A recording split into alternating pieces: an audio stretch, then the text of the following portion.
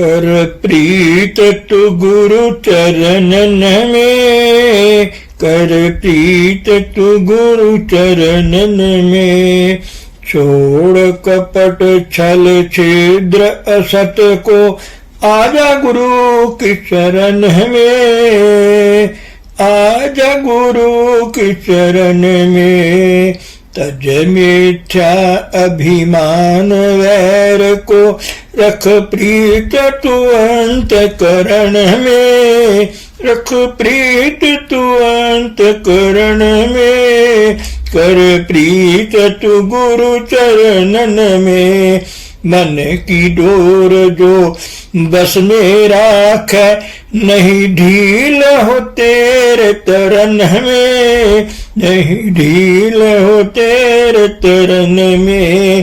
प्रीति मन में राख तू सबसे, क्या रखा झगड़न में, क्या रखा झगड़न में। शहनशाह जो प्रभु ही राखे, नहीं आवे तू जन्म मरण में, नहीं आवे तू जन्म मरण में। कर प्रीत तू गुरु चरणन में। गुरु रूप प्यारी साध संगत जी, आप सभी पवित्र आत्माओं के श्री चरणों में दास का कोटि कोटि प्रणाम है। परम पूज्य परम संत कृपाल सिंह जी महाराज जी साध संगत को समझा रहे हैं प्रेम कैसे पैदा किया जाए। गुरु महाराज फरमा रहे हैं प्यार पैदा करने के कई ढंग हैं, परंतु सबसे अच्छा तरीका अपनी आंखों द्वारा गुरु के नेत्रों में देखना है। आंखें आत्मा की खिड़कियां होती हैं और गुरु हमेशा आंखों के टिकाव बिंदु पर हाजिर होता है। जब आप उसके साथ बातें करते हो तो आपका ध्यान सदा वहीं रहना चाहिए। बातें करते समय गुरु का ध्यान भी वही होता है और आत्मा आत्मा से बातें करती है। वे बिना बोले ही अपने नेत्रों द्वारा सब कुछ कह जाते हैं। वे प्यार के नशे में भरपूर रहते हैं, इसलिए उनके नेत्रों द्वारा रेडिएशंस बड़ी तेजी से काम करती हैं। जिनका ध्यान गुरु के नेत्रों में टिकाव प्राप्त करने लग जाता है, वे बड़ी तेजी से ऊपर उठते चले जाते हैं। साधन तो और भी हैं, परंतु यह सबसे अच्छा तरीका है।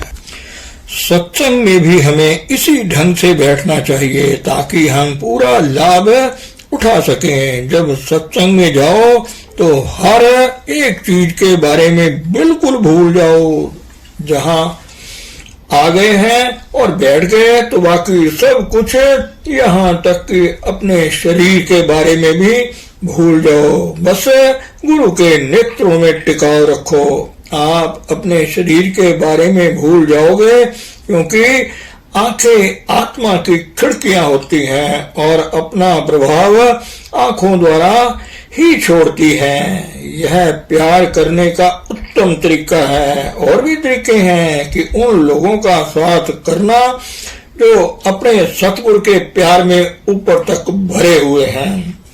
जब दो शिष्य कहीं मिलते हैं तो उनके दिलों में गुरु के प्यार की अग्नि और भड़कती है। जब गुरु के पास जाने का मौका मिले तो बस अपना ध्यान उसके नेत्रों में टिका दो।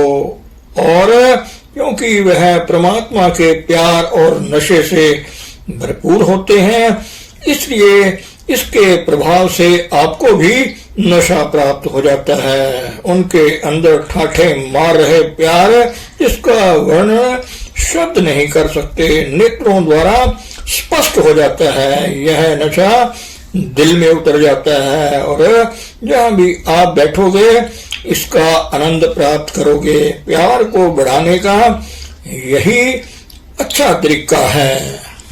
यह किससे प्राप्त होता है? सबसे पहले यह परमात्मा से मिलता है, जो कि हमारे साथ प्यार करता है। पहले माता पिता ही हैं जो बच्चे से प्यार करती है। बच्चे का प्यार तो केवल बंटवारे का होता है। सवाल यह है कि यह प्यार सदा के लिए कैसे बनाया जाए। हमारा व्यवहार व्यवहारिक नहीं होना चाहिए। कई बार हम संसार की कोई ना कोई चीज चाहते हैं। गुरु प्यार केवल गुरु के लिए होना चाहिए। केवल इसी ढंग से ही प्यार को कायम रखा जा सकता है। अब प्यार किस प्रकार होना चाहिए?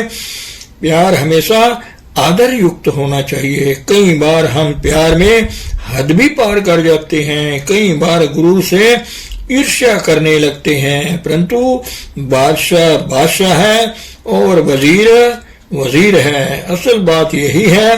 हाँ, बादशाह चाहे तो वजीर को ऊंची पदवी दे दे, यहाँ तक कि उसको अपने पास भी बढ़ा सकता है।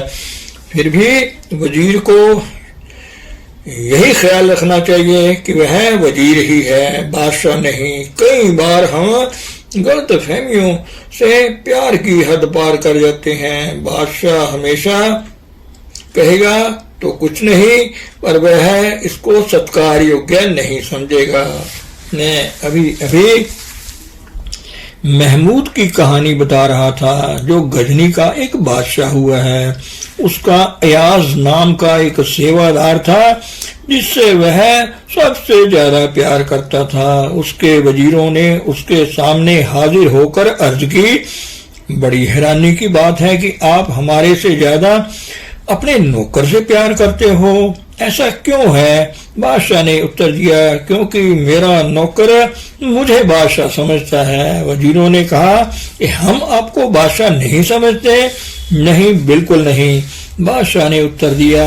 एक दिन बादशाह ने खजाने में से एक प्याला मंगवाया जिसमें हीरे जड़े हुए थे।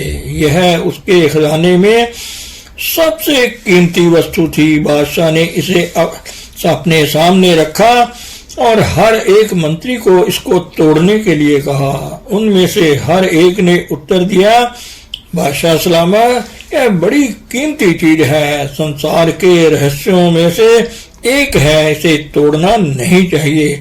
बारी बारी हर एक मंत्री ने प्याला तोड़ने से इनकार कर दिया। अब बादशाह ने अपने नौकर को बुलाया और प्याला तोड़ देने के लिए कहा। उसने बिना किसी झिझक के डंडा हाथ में लिया और प्याला चकनाचूर कर दिया। फिर बादशाह ने कहा, क्या तुम्हें पता नहीं कि तुमने बहुत कीमती चीज तोड़ दी है?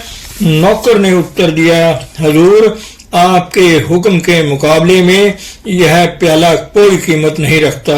समझे, बिना किसी हील हुज्जत के हुक्म की पालना और सत्कार सहित प्यार आपको वह सब कुछ दे देता है जो किसी और तरीके से नहीं मिल सकता। मौज मेले के और सामान और मान बढ़ाई प्राप्त करके भी जब अपने आप को वजीर नहीं समझते तो घाटे में ही रहोगे। वह आपकी राज्य भी दे दे तब भी आपको दिल से अपने को वजीर समझना चाहिए। एक बार मैंने अपने हजूर को लिखा कि ये मुझे अपने प्यार की बख्शिश करें, क्योंकि प्यार हमें गुरु से ही मिल सकता है और इसमें प्यार भी गुरु ही करता है, परंतु साथ में उस प्यार की भी मांग की जो आदर युक्त हो। हजूर ने वह पत्र पढ़ा, छाती से लगाया और फरमाया, मैं सत्कार युक्त प्यार ही चाहता हूँ। यही तालीम यहाँ दी जाती है कि प्यार का जज्बा कैसे विकसित किया जाए और यह मिलता किससे है। यह भी बताया गया कि प्यार किस किस्म का होना चाहिए। यह सदा सत्कार युक्त भावना से किया जाना चाहिए। परमात्मा प्यार है, प्यार आत्मा के अंदर का गुण है और परमात्मा को प्यार द्वारा ही प्राप्त किया जा सकता। बाहरी तौर पर माथा टेकना या नमस्कार आदि करना दिली सत्कार के ही बाहरी चिन्ह होते हैं। जितना इस तरफ विकास करते जाओगे उतना ही अच्छा है। जैसे कि मैंने आपको बताया कि इसका सबसे उत्तम तरीका नेत्रों द्वारा ही है। गुरु की एक प्यार छिड़काती हुई दृष्टि सीधी आपके दिल में उतर जाती है, जिसको आप भुला नहीं सकते। और जो आपको सारी उम्र याद रहती है। धर्म ग्रंथों में इन बातों का विस्तार से वर्णन नहीं मिलता। ये अमल में लाने वाली बातें हैं जो किसी अनुभवी पुरुष से ही सीखी जा सकती हैं। जैसे कि मैंने पहले आपको बताया था कि अगर आपको यह प्राप्त हो जाए तो आप संसार से वैरागी हो जाओगे। किसी के साथ पूरी तरह जुड़ जाना ही असल में सच्चा त्याग है, जिसका वर्णन शब्द नहीं कर सकते। देने वाले के नेत्रों द्वारा प्राप्त करने वाले की आंखों में जाकर अपने आप का वर्णन कर सकता है और सीधा दिल की गहराइयों में उतर जाता है। यह छोटे छोटे प्रवचन यही बातें बताने के लिए हैं कि हमें चाहिए कि हम इन्हें समझें, देखें और विचार करें कि हम कहाँ खड़े हैं। धन सतगुरु, धन गुरु रूप प्यारी सात संगत जी।